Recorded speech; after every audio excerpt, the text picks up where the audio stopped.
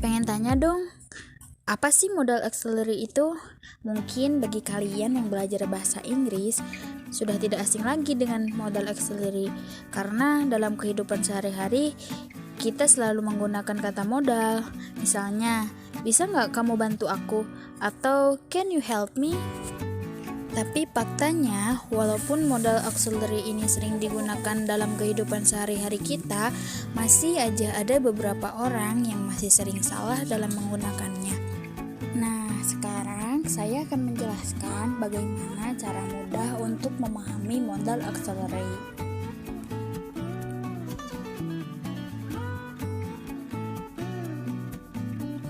Jadi, modal auxiliary adalah kata-kata yang digunakan untuk mengekspresikan sesuatu hal yang berbeda tergantung situasinya. Misalnya, modal digunakan untuk mengekspresikan kemampuan seseorang, kemungkinan, kemauan, atau kebutuhan.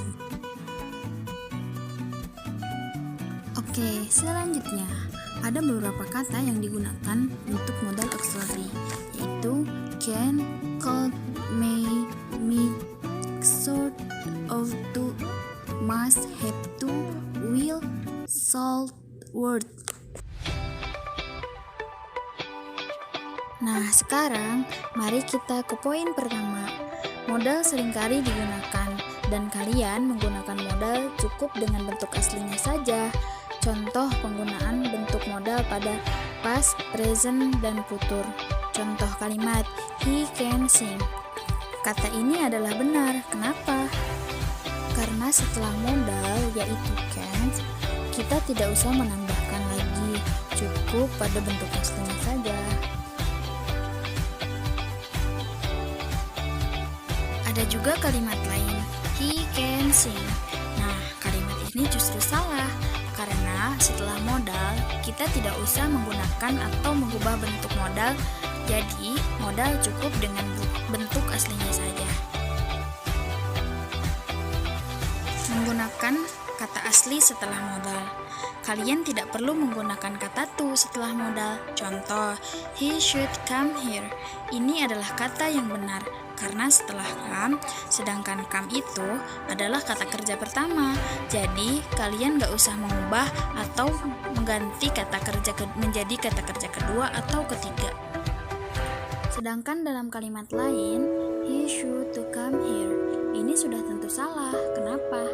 Karena di peraturannya, kita tidak usah menggunakan as atau to.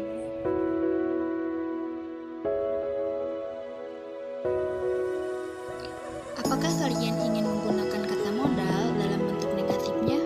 Nah, kalian cukup use not after modal, don't use, don't, doesn't, isn't, aren't, wasn't, won't, kecuali untuk kalimat have to.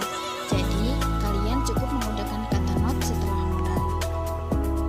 Contohnya,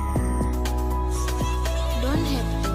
Untuk have to ini ada pengecualian, dan pengecualian ini hanya berlaku untuk have to saja. Sedangkan penggunaan not dalam bentuk negatifnya yaitu you should not go. Kalimat ini benar.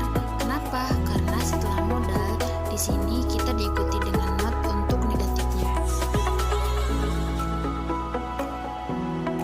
You don't should go. Ini adalah kalimat yang salah. Karena kembali lagi ke peraturan yang pertama, tidak boleh menggunakan kata negatif seperti yang sudah dipaparkan tadi di atas.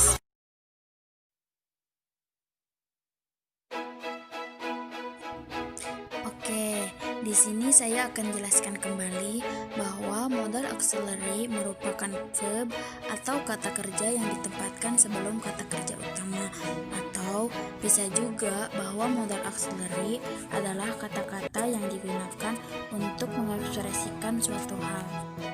Contoh kalimat will. Will digunakan untuk menyatakan willingness atau kemauan, digunakan dalam kondisional sentensi tipe 1. Contoh kalimat I will have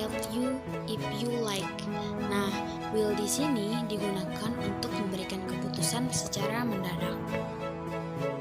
Contoh kalimat lain, I will make you a cup of hot coffee. Sedangkan will di sini digunakan untuk menyatakan prediksi. Maaf ya, di sini saya memberikan beberapa contoh lagi supaya kalian dapat lebih mudah lagi memahaminya.